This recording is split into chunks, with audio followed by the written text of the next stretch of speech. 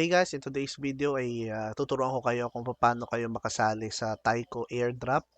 Okay, so without further ado, gawin na natin yung step by step. So first, punta kayo dito sa docs na link na to. I-share ko yung link nito dito sa description. And then you need to add this Holski testnet and itong Katla testnet sa inyong MetaMask wallet. Okay, so click nyo lang.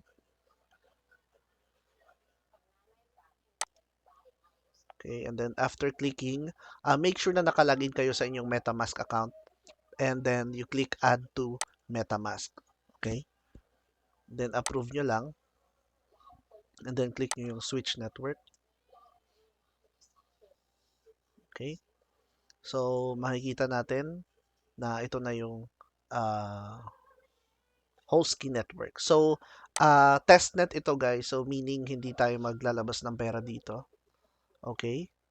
And then, ganun ulit, add nyo yung Katla testnet. So, click nyo lang yung link and then click nyo yung add to MetaMask. Pero sa akin is naka-add na siya. Hanapin natin. Add ko na siya kanina. Ito, yung Taiko Katla L2. Okay?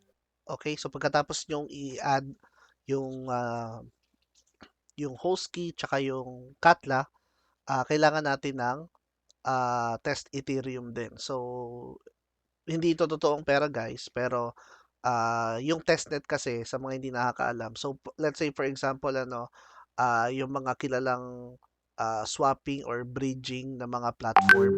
So doon sa mga platforms na yon, totoong pera yung ginagamit natin pag testnet. So hindi siya totoong pera. So sabi ko nga hindi tayo gagastos ng pera dito. Ito guys yung different faucet links. So try natin itong pinakauna, yung PK910. Ayan. So, sabi dito, start mining. Lagay lang natin yung ETH address natin. So, punta kayo sa MetaMask. And then, ito nga yung host key natin. So, copy mo lang to. And then, paste mo yan. Yan yung Ethereum address mo. Click mo yung I'm not a robot. Then, click start mining. Ayan. So,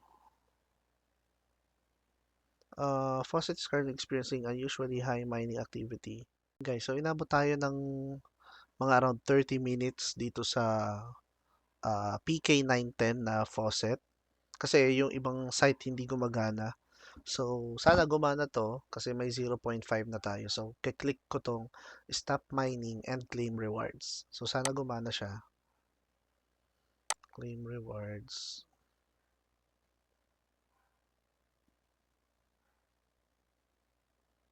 Okay, so tsaga-tsaga lang tayo sa airdrop guys.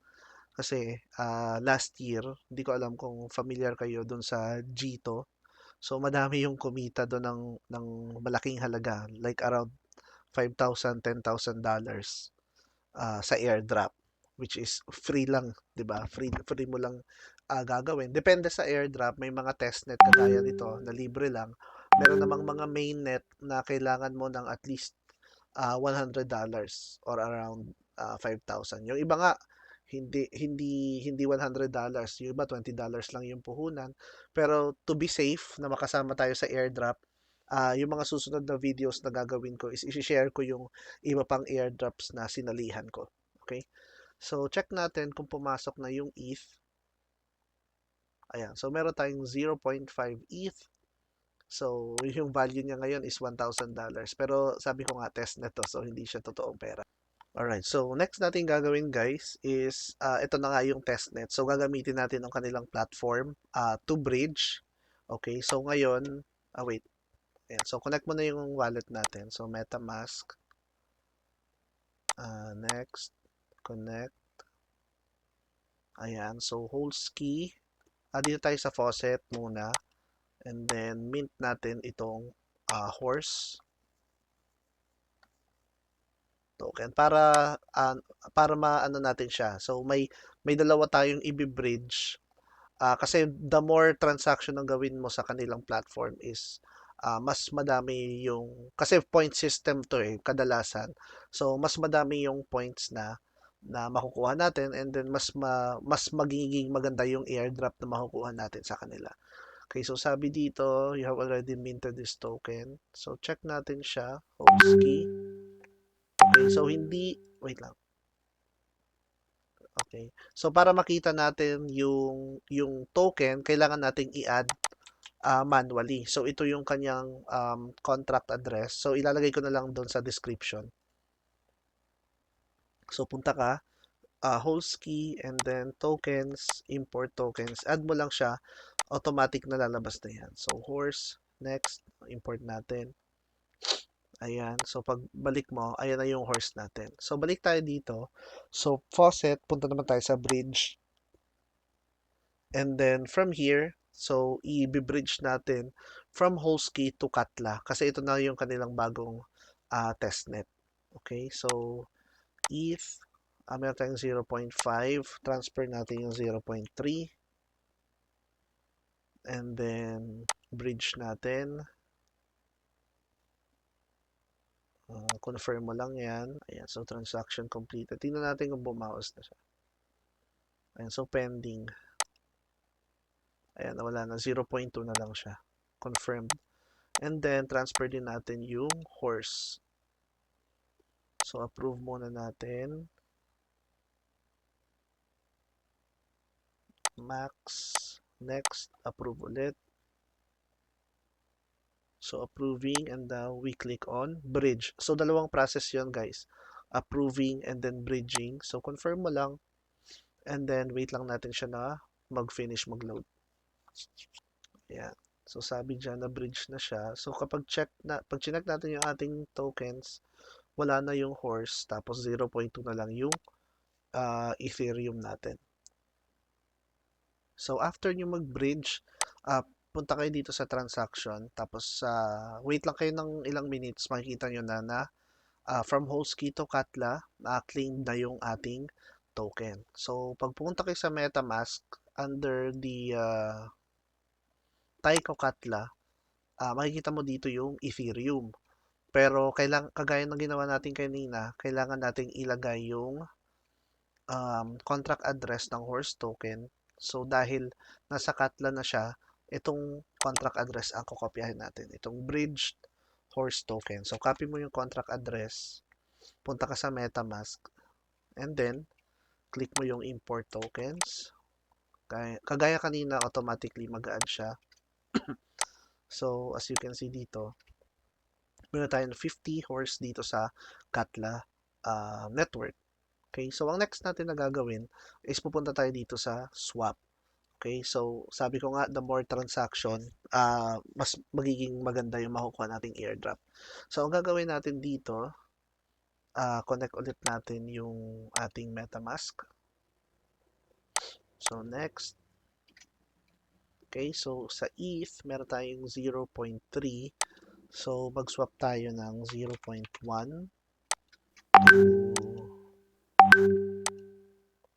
to yan sa wrapped Ethereum. So click mo lang yung wrap. Excuse me. And then confirm. Ayan. So sabi dyan, confirmed. Hindi ko alam ano ba yung nag-fail kanina. And then, try pa natin lagay pa ng 0.1 na USDC.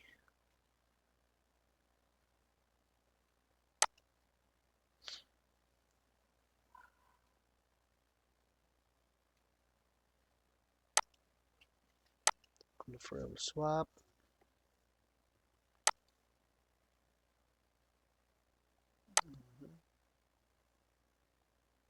Okay, so wait ulit natin. Pending status. Okay, so meron tayong USDC and meron tayong wrap Ethereum. So punta tayo ngayon dito sa pools and then lagay tayo ng position. So ETH and then try natin to. Free tier. Click lang natin yung pinakamababa. Okay, so wait lang. Try natin 20 lang na horse. Ayun. So kulang pala yung pera natin. My bad, my bad. So free tier lang tayo. Full range.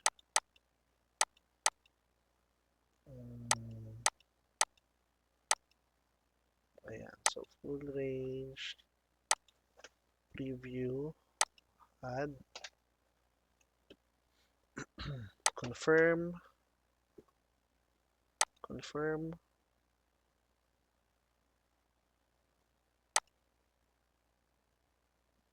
So pending pa siya but wait lang natin na matapos guys.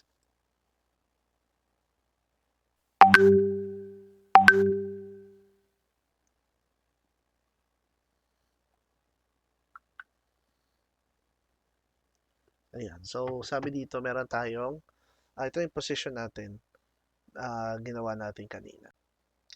Alright guys, so thank you pala doon sa Twitter. Nakita natin tong free minting dito sa Taiko. So nakalink ulit yung link dito sa description, yung link nito.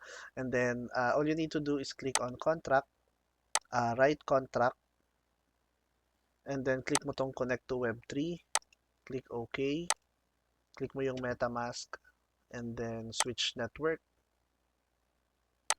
next, connect, and then click mo tong mint, lagay mo lang 0, and then pwede ka maglagay dito ng kahit ilan yung gusto mo. Lagay natin 10, for example. And then may gas yan guys. So may fee. Pero yung galing to doon sa faucet na kinuha natin kanina. So make sure nyo wag nyong sasagarin yung ano para may pangbayad pa kayo dito. So click confirm. So click natin yung view transaction. So ayan, ayan na yung NFTs guys. So yan yung 10 na links and then pag bumalik kayo dito sa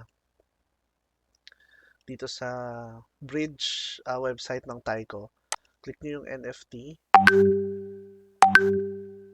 Ayan, so click niyo yung NFT under dito sa bridge and then add manually and then copy mo yung itong contract address.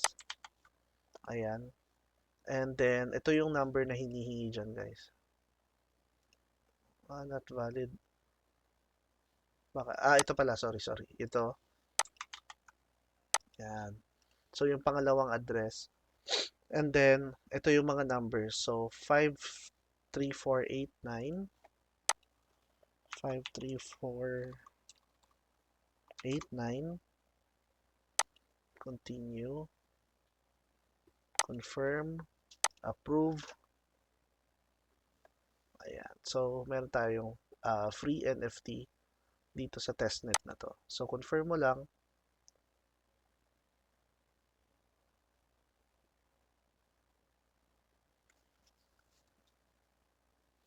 Ayan. So, approve na siya guys. And then, gagawin mo yan sa iba pang addresses na ginawa mo dito. So, that's it for this video guys. So, follow nyo lang step by step. Lahat ng links nandito sa description. If may question kayo, please let me know. Thank you for watching and make sure to subscribe to my channel for more airdrop videos like this one.